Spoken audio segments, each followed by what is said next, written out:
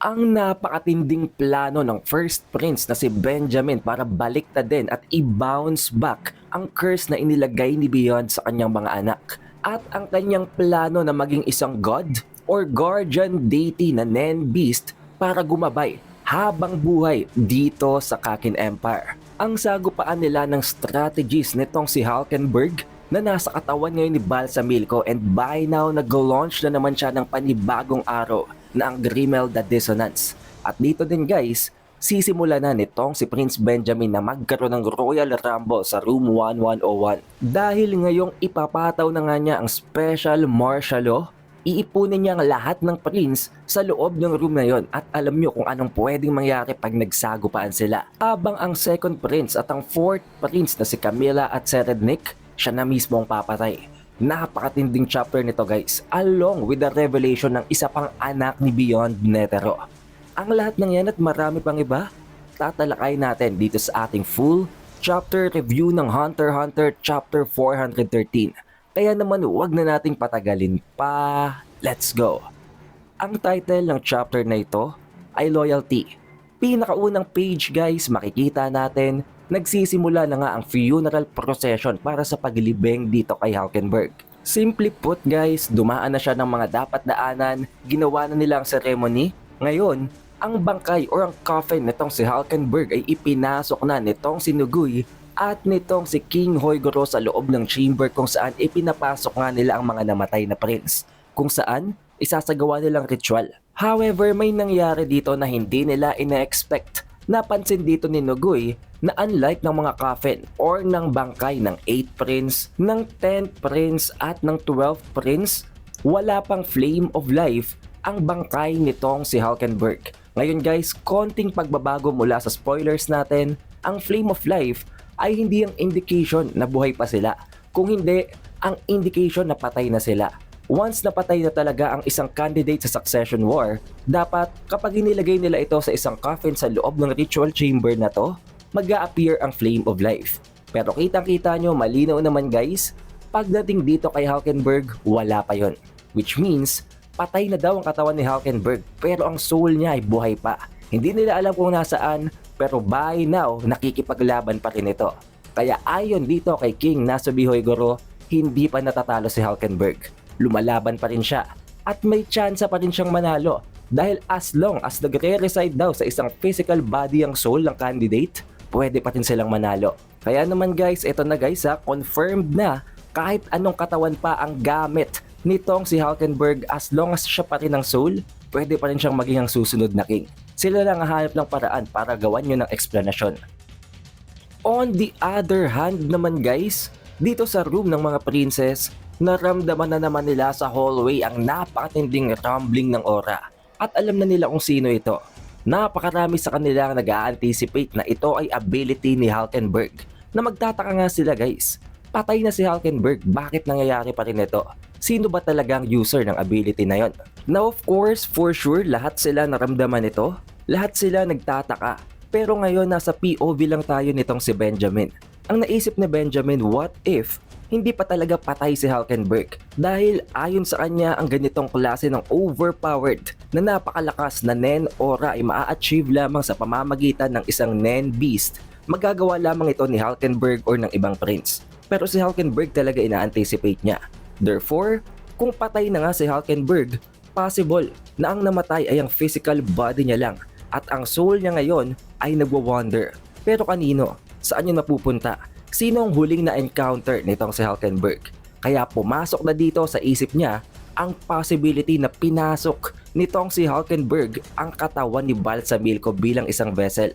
On the other hand, again, POV naman tayo ngayon guys ni Hulkenberg. Ngayon Hulkenberg na tawag natin kay Balsamilko, huwag kayong malilito since si Hulkenberg naman ang nag-ooperate ng kanyang katawan. Ayon dito kay Hulkenberg, oo gamit niya nga ang katawan ni Balsamilko. Pero kahit na ganun, hindi niya malilin lang si Benjamin kapag nagkaharap sila face to face.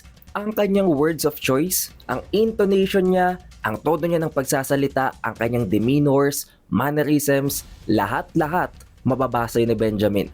And eventually, mahuhuli din siya. Malala pa nga guys kapag dun siya nahuli dahil pagtutulong-tulungan siya ng iba pang mga personal bodyguards ni Benjamin. Therefore, Ang naisip nitong si Hulkenberg, what if harap-harapan lusubin niya na itong si Benjamin? Dahil ganun din naman, may natitira lang din siyang oras bago pa magising ang consciousness ni Balsamilko. Kaya hindi na siya pwedeng magpatagal. Ang magagawa daw niya ngayon na the best ay ang alamin, basahin at intindihin kung paano gumagana ang kanyang ability. Kaya naman ngayon, ini-launch niya na guys ang panibagong arrow na ang specific target ay ang first prince na si Benjamin. Tulad ng sinabi ko dati guys, konti pang ideya natin tungkol dito sa arrow na ito. Nang una niyang gamitin ang Grimelda Dissonance, agad-agad hindi nabablock ng kahit na anong ability guys. Pero this time kasi ang arrow na inilaunch niya, hindi naman niya nakikita ang target, as if inutusan niya lang ito na huntingin si Benjamin sa loob ng kanyang pinagtataguang room. Kung tatama ba ito o hindi na natin masasabi guys, but for sure, OP ang arrow na ito, especially since empowered ito ng napakaraming aura ng iba't ibang individuals. Hindi ito mabablock. Ang tanong, mananalify ba ito? Or gaano katagal since nagta-travel pa nga ang arrow mula sa kinatatayuan nitong si Balsamilko or nitong si Hulkenberg papunta kay Benjamin? Balik na naman guys ang POV natin dito kay Prince Benjamin, since kinonsider niya na nga ang possibility ng soul swapping ability. Napaisip na siya dito. Yun daw bang rason kung bakit namatay si Shikaku or maging si Vincent? Pero alam naman natin magkaibang case guys. Si Shikaku namatay dahil nga dito sa Grimelda Dissonance. Si Vincent naman nagpakamatay dahil na-capture siya ni Bill at ni Kurapika. Hindi niya pa dito nasisigurado kung ang katawan talaga ni Balsamilko ang sinaniban nitong si Hulkenberg. Pero still, kailangan niya yung i-confirm. Dahil ngayon daw, kung talagang na-capture na ni Hulkenberg ang katawan ni Balsamilko, napapalibutan na siya doon na kung sino-sinong mga individuals na ang tunay na identity ay ang kanyang personal bodyguards. Nagpapanggap lang sila na iba-ibang mga tao. Kaya naman nagpadala siya doon ng mga bodyguards, mga personnel. Kunin daw nila doon ang lahat ng mga tao na nakapalibot kay Balsamilko at dalhin sila lahat dito. Dahil natatakot dito itong si Benjamin guys. Hindi siya natatakot na malakas itong si Hulkenberg. Natatakot siya na hindi nila alam kung paano nag-work ang soul swapping ability ni Hulkenberg. Dahil kapag nagkataon, hindi nila alam kung nasaan na si Hulkenberg, kung sino nang sinaniban nito, kung saan ito nang galing na katawan, as if magpapatalon-talon na lang ito ng identity at hindi na talaga nila ito mababasa. But then guys, may nangyari ditong hindi inaasahan, na hindi lang itong si Benjamin ang nakapansin, kung hindi maging ang bodyguard niya na ito, na para bang pinangilabutan silang dalawa. Agad-agad pumunta itong si Benjamin sa CR. At dito nga guys, napasuka siya ng dugo. Hindi natin na-confirm dito kung dugo ito o hindi since black and white lang naman ang color ng panels. However guys, may una siyang napansin dito. Para bang symptoms ito ng something. Severe na pagkahilo, lethargic na body, para bang may body fatigue siya at nasakit ang kanyang mga joints, as well as a high fever, mataas na lagnat. Ang iisang bagay na pumasok sa isip niya ay ang pagiging infected ng TSK-17. Pero paano nga ba yun magiging posible? Syempre para sa ibang individuals, iisipin nila masama lang pakiramdam, baka may lagnat lang, baka hindi lang maayos ang kondisyon ng katawan. Pero pagdating dito kay Benjamin guys, alam na alam niya na sintomas talaga ito ng TSK-17. Unang-una sa lahat guys, babanggitin ko ulit sa inyo kung paano nagwo-work ang TSK-17. Mula sa pagka-infect nito, 6 hours later doon lang lalabas ang sintomas. Kaya naman para ma-figure out kung anong nangyari, inisip nitong si Benjamin kung anong nag-take place 6 hours before niya itong maramdaman. Pero wala nga dito si Balsamilko noon. Hindi niya pwedeng sisihin si Balsamilko dahil nasa loob pa ito ng Department of Ministry. Hindi rin naman daw niya pwedeng sisihin ng ibang individuals dahil gagana lamang ang TSK-17, mau-open lamang ito kapag ginamit ang boots specifically na design for it, na pwedeng ang mga military lang ng Kakin ang pwedeng gumamit, which means sa loob ng kanyang mismong mga personal bodyguards, dito nang galing ang Tridor.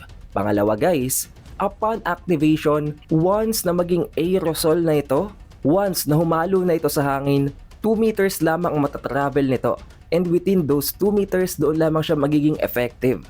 And considering the height ni Prince Benjamin, hindi ito magiging effective masyado kung nakatayo siya.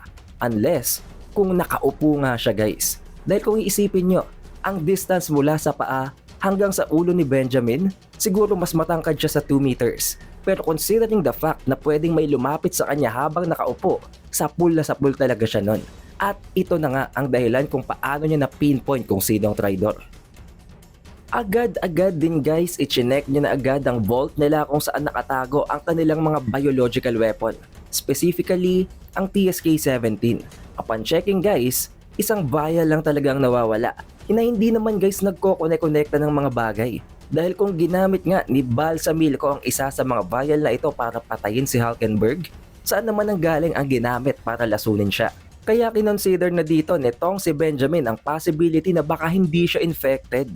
Baka may sakit lang talaga siya. Baka ino-overthink niya lang mga bagay-bagay. Pero again, this has been a motto na kahit ako pinaninindigan ko. Mas ayos lang na i-anticipate mo ang worst para kahit mapano kaya mong mag-prepare. At yun na nga guys, inisip na nitong si Benjamin kung anong ibang possibilities kung paano makakapasok ng vial ng TSK-17 nang hindi niya nalalaman. Ang nag-iisa na possible lokasyon kung saan pwedeng makuha ang isang vial ng TSK-17 ay mula sa Department of Weapon and Development. So surely ang isang individual na pumupunta doon ay ang isa sa mga suspect. At hindi lang yun guys, sobrang sinsin. Sinusuyod daw ng napakalala ng inspection ang lahat ng papasok sa Black Whale. Kaya hindi pwedeng basta-basta ito makalusot. Unless merong isang individual with a very high authority na kayang i-bypass ito ang nag-utos na hayaan itong makalusot. At ang isa sa mga yon ay ang isa sa mga queen. Not to mention, ang pinakamataas na queen or ang first queen na si Unma. Kaya naman daw, sa pamamaraang ito, pwedeng nakuha nila ang vial ng TSK-17, inabot ito sa isa sa kanyang personal bodyguards na traidor at inutusan na patayin siya. Which means, ang kanyang nanay na si Queen Unma, hindi siya pinipili bilang magiging susunod na hari ng Kakin Empire. Kaya naman gusto siyang i-assassinate nito. At ngayon guys, ang iniisip nitong si Benjamin na suspect, dumating na sa room. Agad-agad nag-prepare si Benjamin habang binabalutan ng katawan niya ng Nen at tinatangka niya itong patayin the moment na mag-hesitate ito na i-explain ng kanyang sarili.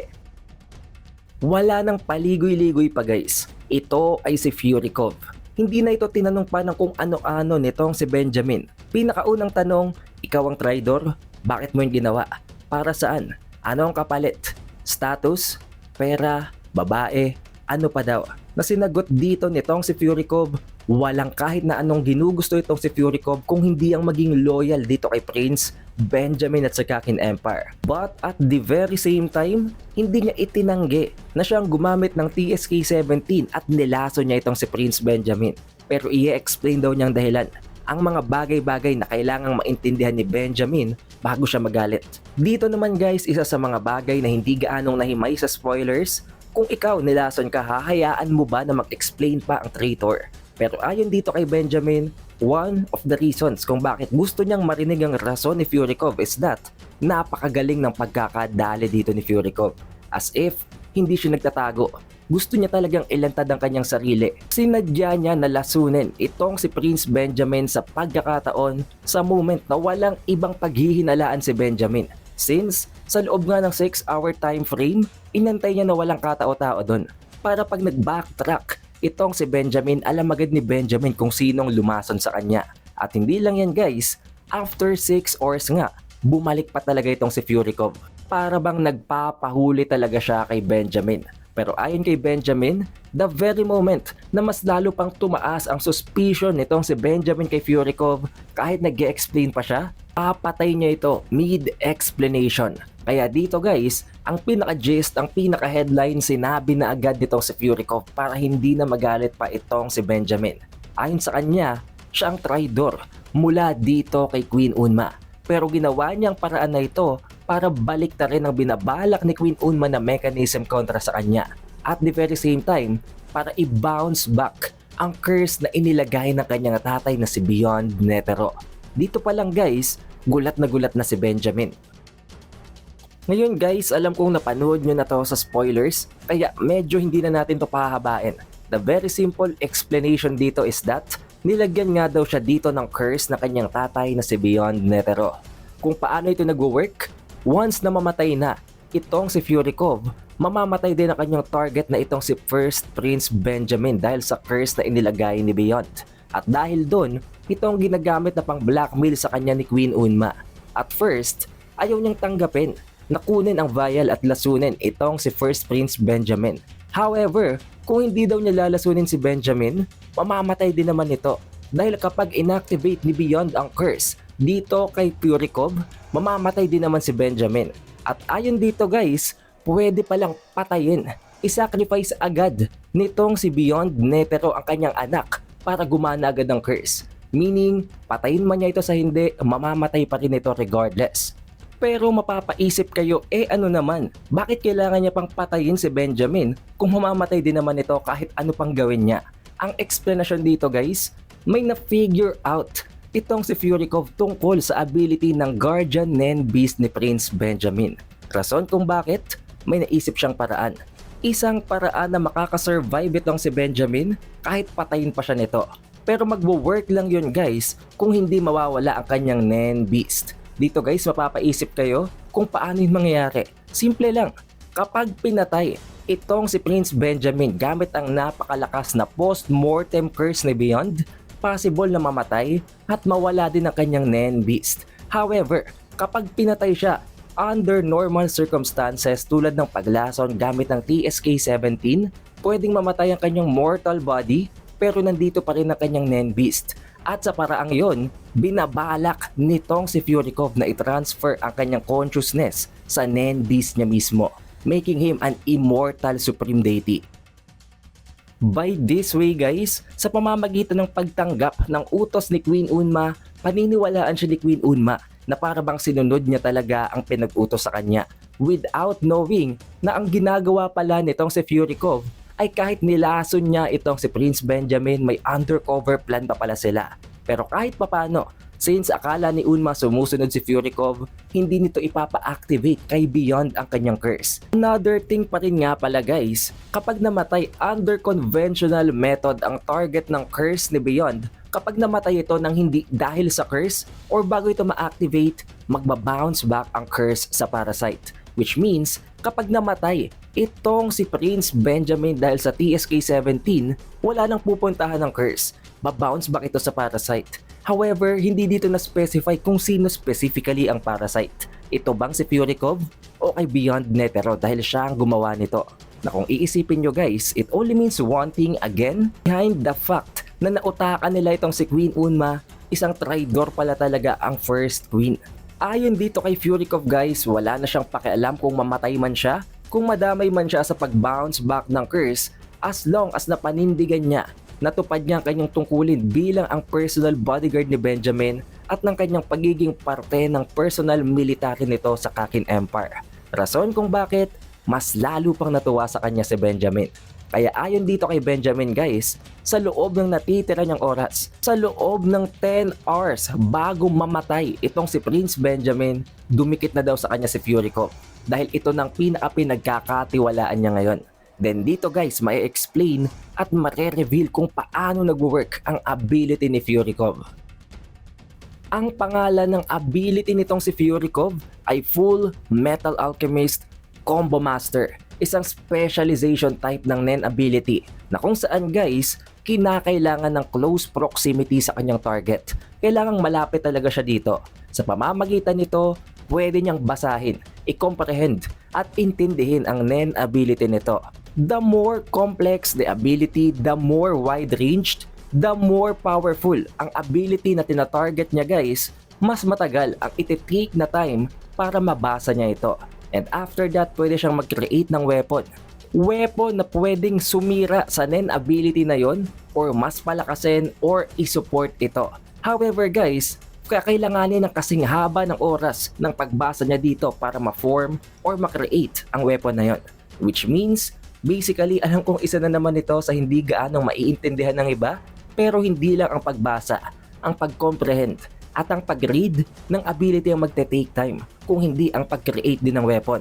As if 2 times the time na kakailanganin para lamang makreate ang weapon na yon. However, sa pamamagitan naman nun guys, binabalak niya na i-transfer ang consciousness at ang soul ni Prince Benjamin papunta sa kanyang Nen Beast na magiging dahilan kung bakit hindi na siya mamamatay. magiging siyang immortal deity, isang literal na halimaw na gumagabay sa Kakin Empire. After this revelation guys, agad-agad isinabi na agad nitong si Prince Benjamin na at exactly 14:15 or 2:15 in the afternoon ay ipapataw nila ang special martial law. Gumawa din sila ng kwento dito guys na itong si Prince Serednik at itong si Prince Hulkenberg dahil sa complexity ng pagkatao ng dalawang yon, may nanakaw na isa sa mga vial ng illegal na biological weapon na ang TSK-17. Pero ang katotohanan guys, sila naman talaga ang gumamit nun. Therefore, ang lahat daw ng military personnel na hindi kasali sa Royal Military Guards, pagpapatay nila lahat. Pero wag nilang ipapahalata, pasimple lang parang i-assassinate nila ang mga yon. Inutos din niya na wag nilang gagalawin ang mga nanggaling sa Hunter Association.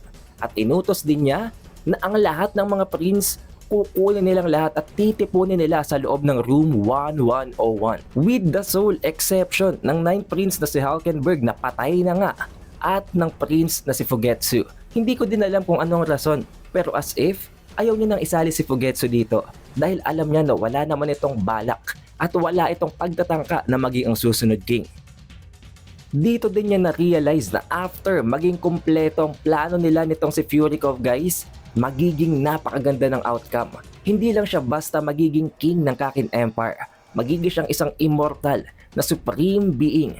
Isang deity talaga guys, isang god sa loob ng Kakin Empire na hindi lamang mamamahala sa loob ng isang henerasyon, kung hindi, habang buhay. At hindi lang yon, dahil dito, ang ascendance niya na ito into godhood ay masusurpass pa ang Urn Seed Ceremony. Na kung tutuusin guys, makikita natin dito kung gaano talaga ka-devoted si Prince Benjamin sa Kakin Empire.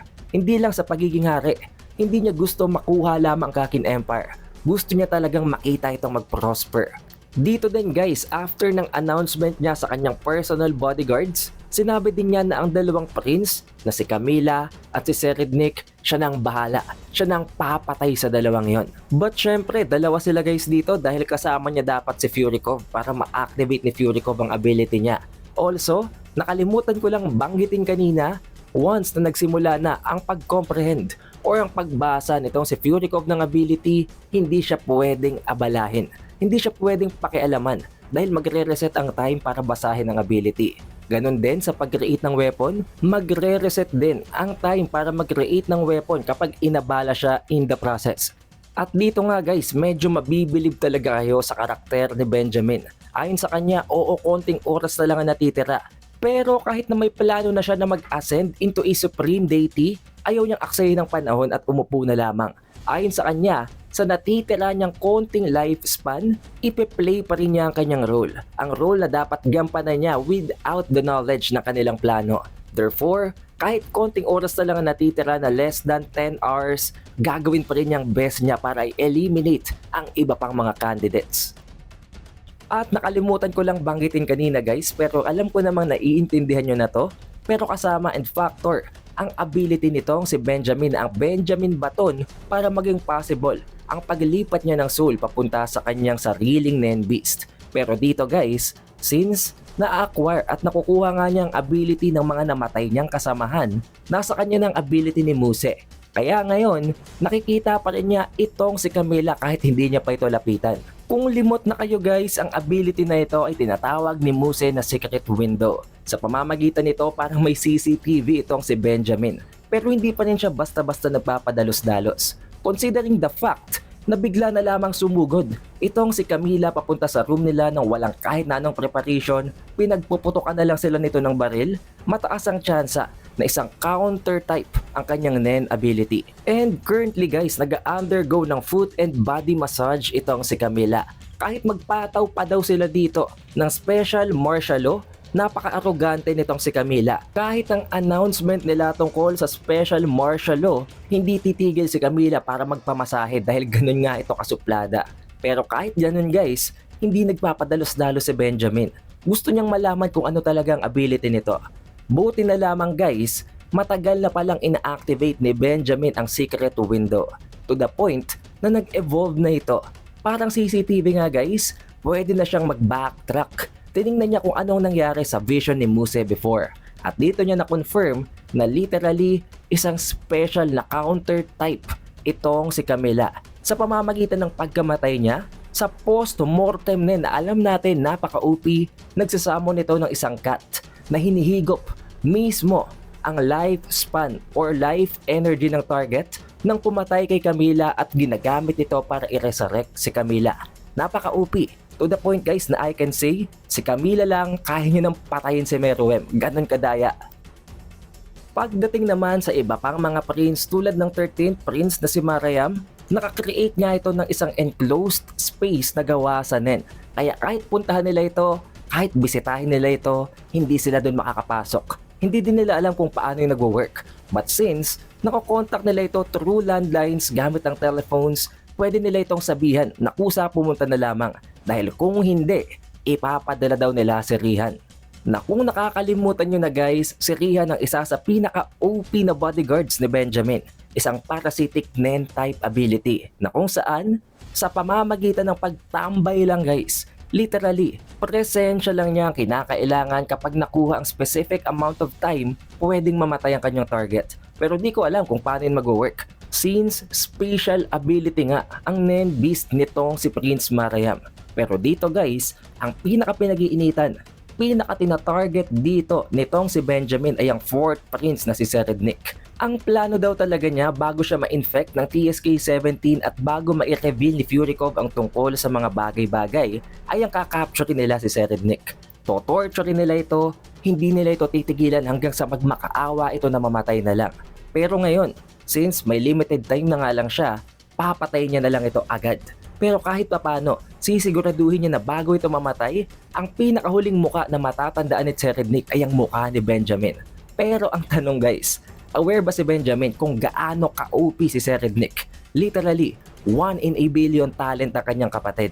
And for the very last page guys, isang double spread page na magpapakita sa atin ng gist kung anong itsura ngayon ng loob ng mga quarters ng mga prince. Na kung saan nandito nga ang bawat kwarto nila, ang bawat bodyguard na ipinadala ni Benjamin sa bawat prince na lahat sila guys at this point narinig ng orders ni Benjamin. Habang itong si Camila, makikita nyo nakaseparate pa rin, nakakulong since sinugod niya sila Benjamin. With an editor's note na 15 minutes until special martial law na kung iisipin nyo guys, possible na magkaroon ng Royal Rumble sa susunod na chapter na ang chapter 414 since titipunin nga nila ang lahat ng prince sa loob ng quarters ni Benjamin ang room 1101. Dahil kung ganun, mag-iipon-ipon ang pinakamalalakas na halimaw sa loob ng Black Whale sa iisang kwarto. Of course, walang break next week guys. Susunod na Thursday, spoilers na naman tayo. Kaya siguraduhin nyo nang nakalike, nakasubscribe at na-ring nyo ng bell button. It is the Updated Weeb and I will see you guys on chapter 414 spoilers.